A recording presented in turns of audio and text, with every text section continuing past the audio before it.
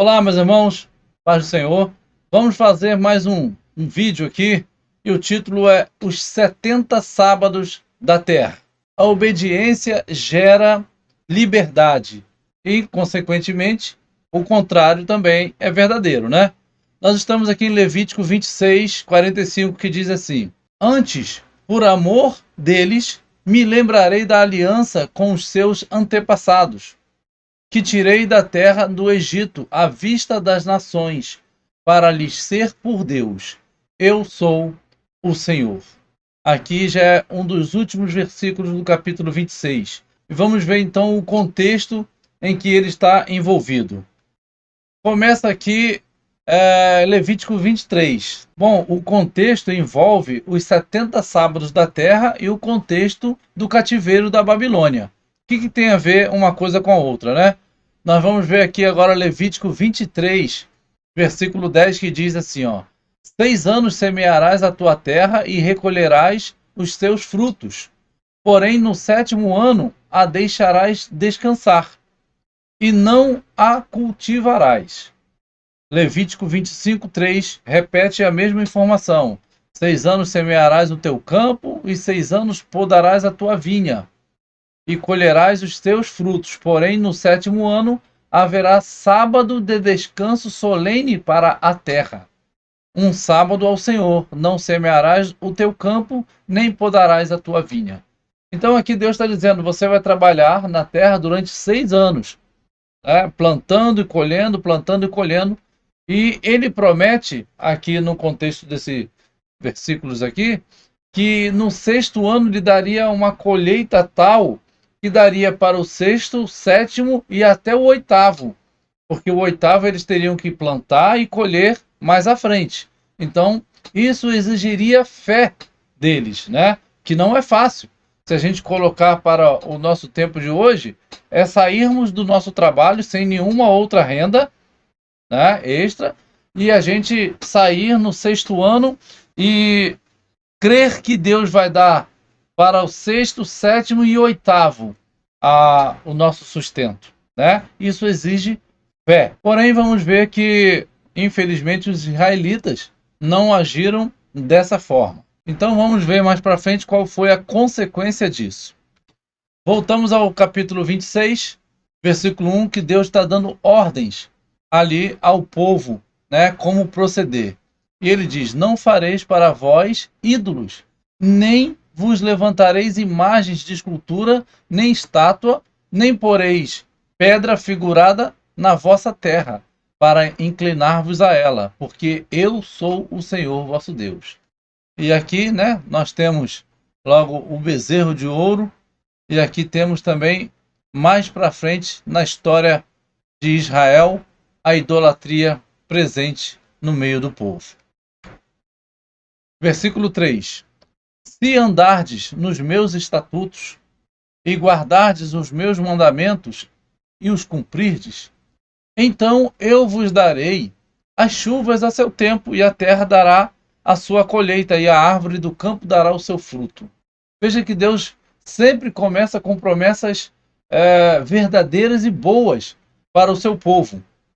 Ele sempre vai dizendo, eu vou abençoar vocês, se vocês têm sempre uma condição, né? Se vocês guardarem os meus estatutos, guardarem os meus mandamentos, cumprirem, então assim vocês vão ter as minhas bênçãos. Porque há uma diferença entre guardar e cumprir. Tem gente que guarda os mandamentos, sabe todos eles, como o jovem rico, mas ele não cumpria, porque Jesus tratou com ele somente nos mandamentos em relação aos seres humanos, porque os 10 mandamentos eles são como uma cruz, né? Ele tem 4 mandamentos de nós para com Deus e tem 6. A maioria deles é de nós para com o nosso próximo. E Jesus tratou com o jovem rico somente os mandamentos que eram relacionados aqui ao próximo, e ele perdeu em todas, porque ele disse que guardava e sabia tudo, mas na hora que tinha que desfazer das suas riquezas para ajudar alguém, ele desanimou. O seu coração se fechou. Então, guardar é uma coisa, guardar e cumprir é outra coisa. É como está aqui. guardardes os meus mandamentos e os cumprirdes. Aí ele diz que dará as chuvas, dará a bênção, né? Porque eles viviam muito da colheita, por isso usa-se o elemento chuva, né? E aqui o versículo 5 ele continua dizendo que vai dar tudo certo na sua lavoura, né? Vai dar tudo certo na sua plantação, vai ter pão de fartar e vai habitar seguro na terra. E ele diz: darei paz, dormireis seguros, não haverá quem os espante. Até os animais nocivos da terra ele vai deixar tranquilo e também não passará pela terra a espada, a guerra, né? Então aqui nós vamos ver que tem promessas grandiosas e maravilhosas para o povo que obedecer. Versículo 5, esse daí. Agora, o versículo 11, 12 e 13 vai dizer: e porei o meu tabernáculo no meio de vós. Deus quer habitar em nossos meios. Tal como o seu povo vivia em tendas no deserto, ele colocou a sua grande tenda, né, o tabernáculo, no meio do seu povo. Ele diz que andarei no meio de vós. Eu sou o vosso Deus, né? E eles serão o seu povo. Nós seríamos, né, povo dele. E ele está sempre lembrando: eu sou o Deus que te tirei da terra dos egípcios. Irmãos, isso com certeza é algo que eles deveriam entender como uma grandiosidade. Porque quando Deus dá um destaque a uma coisa, é porque aquilo é grande demais. Então ele sempre destaca a escravidão no Egito, no qual ele tirou com mão forte o seu povo de lá. Então, certamente que a escravidão no Egito era coisa horrenda, porque há de convir que para Deus, quando ele diz que algo é grande, segundo a ótica dele, deve ser muito grande para nós, porque Deus é grandioso demais. Então, quando Deus diz que o seu povo estava em grande aflição lá no Egito, é porque a coisa era realmente terrível. E ele está sempre lembrando: olha, eu quebrei os timões do vosso jugo e vos fiz andar eretos. Agora vem o aviso de Deus, no versículo 14 e 15 e 16. Ele diz assim: mas se não me ouvirdes e não cumprirdes todos esses mandamentos, e se rejeitardes os meus estatutos, e a vossa alma se enfadar dos meus juízos, não cumprindo todos os meus mandamentos para invalidar a minha aliança, então eu também vos farei isto: porei sobre vós terror, a tísica e a febre ardente, que consumam os olhos e atormentem a alma, e semeareis em vão a vossa semente, pois os vossos inimigos a comerão. Veja que Deus está falando aqui: se a vossa alma se enfadar dos meus juízos, porque o ser humano, ele não consegue vislumbrar a grandeza do amor de Deus através dos seus juízos, através dos seus estatutos, através dos seus mandamentos. O salmista diz: o meu prazer está na lei do Senhor, porque ele entendeu que a lei é para o seu benefício. Mas o povo se enfadou dos mandamentos, dos juízos do Senhor.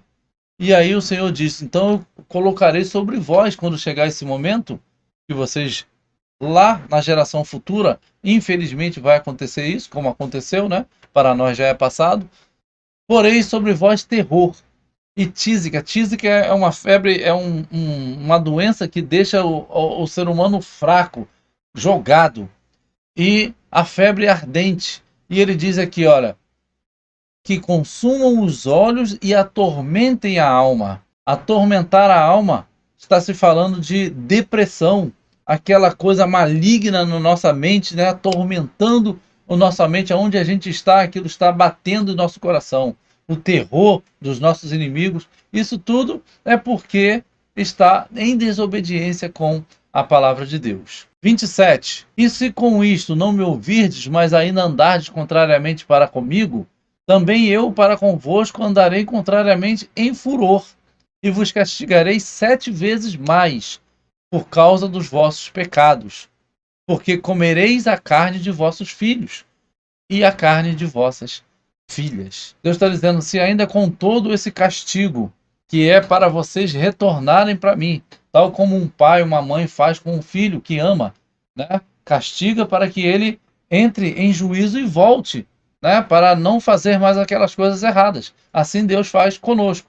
Mas ele está dizendo, se ainda assim vocês continuarem em desobediência, então eu vou andar em contrariedade para com vocês. Eu vou ser contra vocês. Imagina, irmãos, a gente ter um governo contra nós já é um problema. Ter uma pessoa contra nós, um vizinho, uma situação, um inimigo, já é um problema. Ter Satanás contra nós é um problema maior. Agora, maior ainda é ter o Senhor contra nós. Porque todos esses outros problemas, Deus a nosso favor, ele nos livra. Porém, quando Deus está contra nós, aí não há quem livre da sua mão. Então, aqui ele está dizendo que comereis a carne de vossos filhos. Veja que ele disse para uma geração muito lá atrás, porém, a uma geração bem lá na frente aconteceu isso, em que duas mulheres combinaram em assar seus filhos para comer por causa da fome em Israel. E aí, uma delas assou o seu filho, comeu, e a outra também comeu. E depois, no outro tempo, quando foi para assar o filho da outra, ela não quis. E aí, essa que perdeu o seu filho, ela foi ao rei. E o rei rasgou as suas vestes ao saber dessa situação. Porque tal era a situação de Israel, se cumprindo essa palavra falada há muitos anos antes para o povo de Israel. Versículo 33. Eu vou espalhar vocês pelas nações. Está dizendo ali, a espada vai estar atrás de vocês. É através de inimigos, através de outros povos que Deus fez isso em Israel. Fez isso com os assírios, através deles foi em cima de Israel, os babilônios em cima de Israel, os midianitas e tantos outros povos foram em cima de Israel por conta de desobedecer a sua ordem. E ele diz, a terra folgará os meus sábados, porque eu vou levar vocês para as outras nações, aí sim a terra vai folgar os sábados dela. Lembra que nós começamos o assunto falando sobre os sábados da terra? Aqui agora está especificamente falando disso. Porque Deus já sabia que o povo não iria guardar, não iria deixar de semear o 7º ano. E iria semear 7, 14, 21, ia semear direto. Não ia dar o descanso da terra, ou seja, não ia também confiar no Senhor, na providência do Senhor. Então aqui ele está dizendo, eu vou ser forçado a tirar vocês da terra, porque vocês me desobedecerão. Eu serei forçado a tirar vocês da terra, então me obedeçam, não façam isso. Porém, sabemos já pela história que o povo desobedeceu, né? Então foram levados cativos para a Babilônia, aonde ficaram ali por 70 anos. 70 anos, se formos fazer as contas, em cada 7º ano que o sábado da terra deveria ser cumprido, eles levaram então 490 anos desobedecendo ao Senhor. Olha quanto a misericórdia do Senhor foi estando com eles e, infelizmente, eles confundiram a misericórdia, a benignidade e a longanimidade do Senhor, confundiram com fraqueza, digamos assim, com, né, não vai acontecer nada, está tudo tranquilo. Mas, infelizmente, quando chega a encher, né, a taça do Senhor, aí vem naquela geração que está para se cumprir isso, vem a punição, o castigo do Senhor. E chegou esta geração, né, foi a geração de Jeremias, que acabou indo para a Babilônia. Então ele diz aqui no versículo 34, então a terra folgará nos seus sábados todos os dias da sua assolação, e vós estareis na terra de vossos inimigos. Nesse tempo a terra descansará e folgará nos seus sábados. Todos os dias da assolação descansará, porque não descansou nos vossos sábados quando habitáveis nela. Veja, né? Que situação. Agora vem a profecia pelo profeta Jeremias, que levou 25 anos profetizando contra Israel, contra os reis, contra os governantes, dizendo, olha, obedeçam ao Senhor, voltem-se dos seus caminhos, arrependam-se dos seus pecados, virá um rei e levará para o cativeiro. E eles sempre colocando Jeremias no poço, dando soco em Jeremias, colocando Jeremias em cadeias. E assim, quando chegou aqui em 25 de Jeremias, versículo 11, tem esta profecia: toda esta terra virá a ser um deserto e um espanto. Estas nações servirão ao rei da Babilônia 70 anos. Vejam que Deus está aqui afirmando o que ele tinha dito lá em Levítico, se caso eles desobedecessem. Então, aqui é a prova que eles desobedeceram e Jeremias está avisando, ainda como uma misericórdia. Mas, infelizmente, o povo não ouviu. E agora vem o cumprimento dessa profecia. Jeremias 39, versículo 1 diz: no ano 9 de Zedequias, rei de Judá, no 10º mês, veio Nabucodonosor, rei de Babilônia, e todo o seu exército contra Jerusalém e a cercaram. Veja que está se cumprindo aqui a palavra de Deus dada lá a Moisés e reafirmada com Jeremias, que já foi mais assertivo, né? E agora ele diz o que aconteceu. Nabucodonosor praticamente cavalgou 1000 quilômetros de Babilônia, que hoje é onde está o Iraque, mais ou menos ali, até Jerusalém, né, para tomar e levar cativo de volta para a sua terra. E deixou a terra com alguns poucos moradores ali, praticamente desolada, e a terra descansou dos seus sábados. E aí Nabucodonosor, ele mata os 2 filhos do rei Zedequias na frente dele, e logo depois cega, né, os 2 olhos de Zedequias e prende ele, né, com umas cadeias e leva para a Babilônia. Ele primeiro fez Zedequias ver o seu sofrimento de ver seus 2 filhos sendo mortos na sua frente, e depois cega, fura os 2 olhos de Zedequias e o leva cativo para a Babilônia. São tudo consequências, né, da desobediência. E agora diz aqui o versículo 39: e o restante do povo que ficou na cidade, e os desertores que se tinham passado por ele, e o restante do povo que ficou, Nebuzaradã, capitão da guarda, levou cativo para a Babilônia.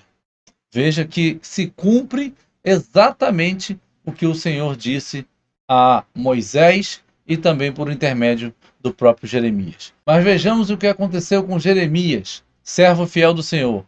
Capítulo 39, versículo 11. Mas Nabucodonosor, rei de Babilônia, havia ordenado acerca de Jeremias a Nebuzaradã, capitão da guarda, dizendo: toma-o e põe sobre ele os teus olhos. Pega Jeremias e fica contigo. Fica com os olhos em cima dele, porque eu não quero que mal algum aconteça a Jeremias. Algum soldado pode, de repente, pegar Jeremias e matar, fazer algum mal. Eu não quero isso. Foi essa a ordem de Nabucodonosor, capitão Nebuzaradã. E ele disse: e não lhe faças nenhum mal. Antes, como ele te disser, assim procederás com ele. Olha que maravilha, olha a grande bênção. O Senhor faz separação entre aqueles que o servem e aqueles que não o servem. Os que são obedientes à sua palavra e os que não são. Aqui Jeremias ficou em Jerusalém, escolheu para onde queria ir. Aqui vemos que o rei Nabucodonosor disse para o capitão Nebuzaradã: olha, você ouve tudo o que Jeremias vai falar para você e faça tudo o que ele te disser. Se ele quiser ir para a esquerda, deixe ele ir para a esquerda. Se ele quiser ir para a direita, deixe ir para a direita. Se quiser ficar, deixe ele ficar. Olha que maravilha. Porque o rei Nabucodonosor tomou conhecimento da profecia de Jeremias, de que ele, Nabucodonosor, viria e tomaria Jerusalém, tal como fez. Tomaria Judá, tal como fez. Nabucodonosor invadiu Jerusalém 3 vezes. No ano 609 ou 606 a.C., depois em 597 e depois em 586, quando ele finalmente destruiu o templo, né? Queimou o templo de Jerusalém.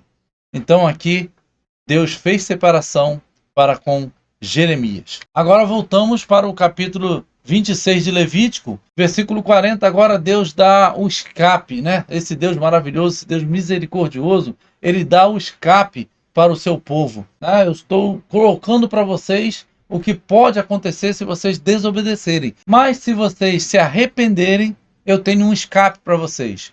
Então ele diz: mas se confessarem a sua iniquidade e a iniquidade de seus pais, na infidelidade que cometeram contra mim, como também confessarem que andaram contrariamente para comigo, pelo que também fui contrário a eles, e eu fiz entrar na terra de seus inimigos. Deus está assumindo a rédea da coisa. Está dizendo: não fique pensando que é coisa natural de inimigo invadir outra terra e levar cativo. Não sou eu que estou guiando Nabucodonosor. Inclusive ele chama de meu servo. Chama Nabucodonosor de meu servo. Ou seja, não um servo que adora a ele, que o serve de coração voltado para ele, mas um servo que faz a vontade do Senhor. Simplesmente assim. Porque Deus é Senhor de todos. Então aqui ele está dizendo: eu é que vos fiz entrar na terra dos seus inimigos, se o seu coração incircunciso se humilhar. Veja que Deus, apesar de ter instituído em Abraão a circuncisão na carne exterior, como aliança entre ele e o seu povo, Deus aqui está tratando que não adianta circuncidar a pele do seu prepúcio externamente se o seu coração está longe dele. Então ele está dizendo: eu preciso que o seu coração incircunciso se humilhe. O seu coração é que precisa estar em aliança comigo. E tomarem eles por bem o castigo da sua iniquidade. Verem, enxergarem que o castigo foi para bem. Não é pegar um castigo e falar: poxa vida, para que isso tudo? Onde está Deus? E começar a blasfemar no nome do Senhor. Mas sim reconhecer que as tragédias que acontecem são para sacudir, para que voltemos para o Senhor. E não blasfememos do seu nome. Mas vir um bem naquilo, né? Enxergar um bem naquele castigo, naquela assolação. E aí ele vai dizer: então me lembrarei da minha aliança com Jacó, e também da minha aliança com Isaac, e também da minha aliança com Abraão, e da terra me lembrarei. Deus está falando da aliança feita com os 3 patriarcas, Abraão, Isaac e Jacó, né? Ele está tratando como uma grande aliança só, mas teria, né, as suas especificações em cada um. E ele diz: e me lembrarei da terra. Então Deus está trazendo a dificuldade para que o povo volte-se para ele, né? Essa é a grande intenção do Senhor. Então aqui voltamos ao versículo inicial, versículo 45, né, de Levíticos 26. A obediência gera liberdade. Antes, por amor deles, me lembrarei da aliança com os seus antepassados, que tirei da terra do Egito à vista das nações, para lhes ser por Deus. Eu sou o Senhor. Que Deus possa te abençoar, que nós sejamos obedientes, né? Para que tenhamos ali a separação no momento da calamidade, que o Senhor faça a separação entre os seus e os ímpios, né? Tal como foi com Jeremias. E que a gente também evite calamidades na nossa vida por causa da desobediência. Amém? Se inscreva no nosso canal, deixe o seu like, compartilhe e deixe o seu comentário. Deus abençoe a todos.